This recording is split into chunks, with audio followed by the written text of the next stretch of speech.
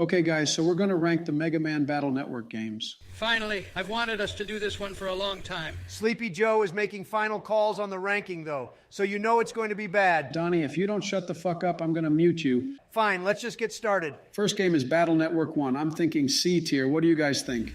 I'm with Joe on this one. Wait, this list has the Star Force games, too? Yes, it has Battle Network, Star Force, and the spin-off games, too. Oh, God, I don't believe this. We're going to be here for a while. Okay, let's get this over with. It was the first game, though. I don't want to be too hard on it. I don't either, which is why I chose C tier. C tier is right. It hasn't aged very well and has some relatively primitive gameplay. It was the first in the series and an extremely innovative and unique game when it first debuted. I think it deserves to be placed higher. C tier is completely fair. I'm sorry, Donnie, but you're capping so hard. Every internet area looks the same, and you can't even run away from battles. Of course, you would want to run away from battles, Sleepy Joe, just like how you ran away in Afghanistan. Trump, cut the crap. Joe is executing your withdrawal plan. I'm putting it in C tier. Shut the fuck up about Afghanistan and let's move on. We were there for 20 years. It was time. Anyway, the next one is Battle Network 2. I'm a big fan. A tier for sure. Battle Network 2 introduced a ton of new features and quality of life improvements. Being able to run away from fights you don't want to waste time on was great. The subship feature was also a massive improvement over the first game and makes hunting the final versions of the bosses in the post-game so much easier.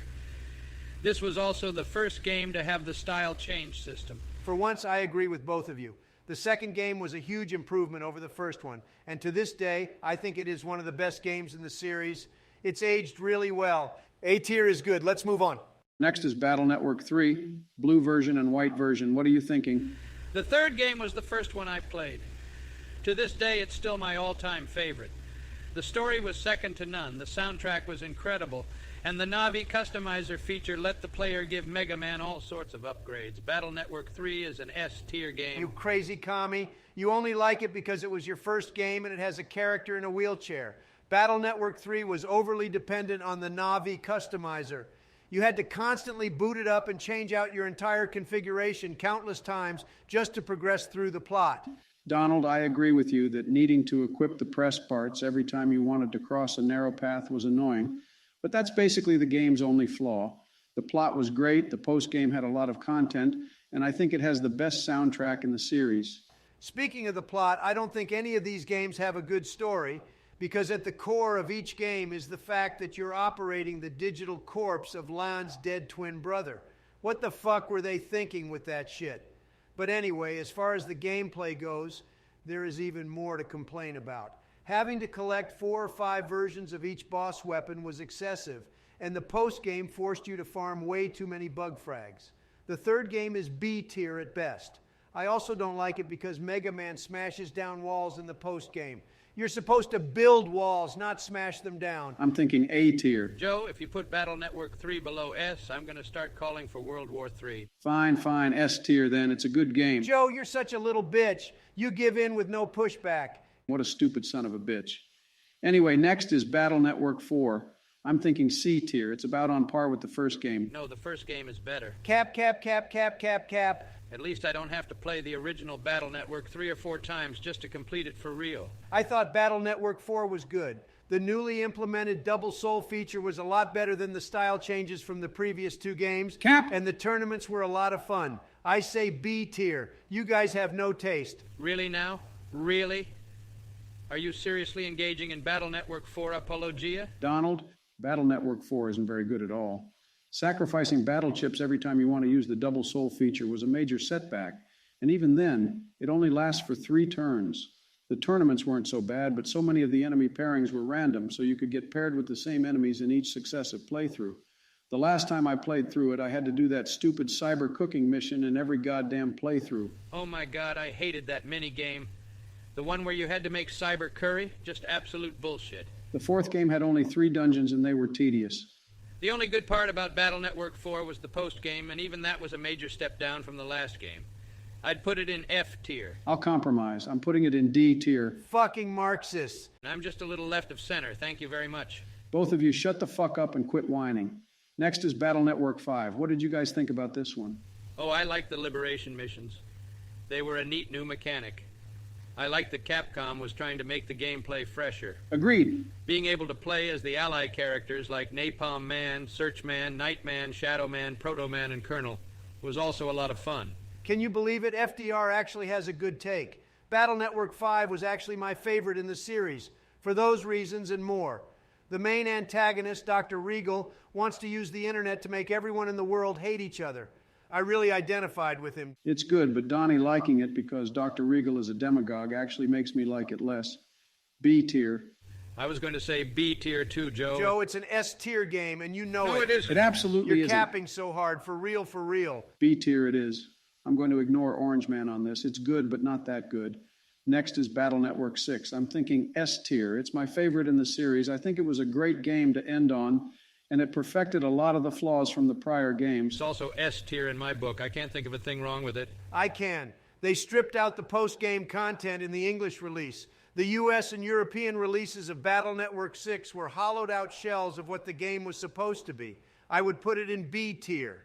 The Japanese version is S tier, but I can't read Japanese because I'm a patriot. So, A tier then? Yes, that works for me. Fine. All right. Network Transmission. Have any of you played this? I played Network Transmission. It was okay, but the difficulty curve was not good. I didn't play it.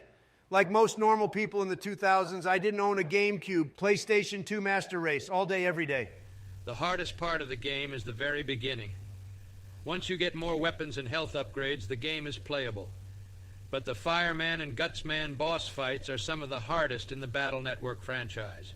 You take 2 or 3 hits and you're dead. Sounds like a skill issue, Franklin. No, Franklin is right. I've beaten the game, but it took me forever to realize that in order to make the Fireman fight even remotely beatable, you have to buy the Aqua Sword as soon as you can. The first level of a game should teach you how to play it properly. It should not require semi-hidden tricks to progress. Save that shit for later. It's poor design, and the developers should have known better. At least the soundtrack was full of bangers. This all still sounds like a skill issue. If I were playing this game, Fireman and Gutsman wouldn't dare show their faces to me. Just like how if I were still president, Vladimir Putin wouldn't have dared to invade Ukraine. Can we just put it in C tier and move on? Sure, next is the Rockman Wonderswan game. I've never played it. F tier. I've never played it either. Like all true American patriots, I've never seen a Wonder Swan color in person, so I've never played this game. But I heard it was basically a handheld version of Network Transmission. F tier. Battle Chip Challenge is next. I hated this game. Me too.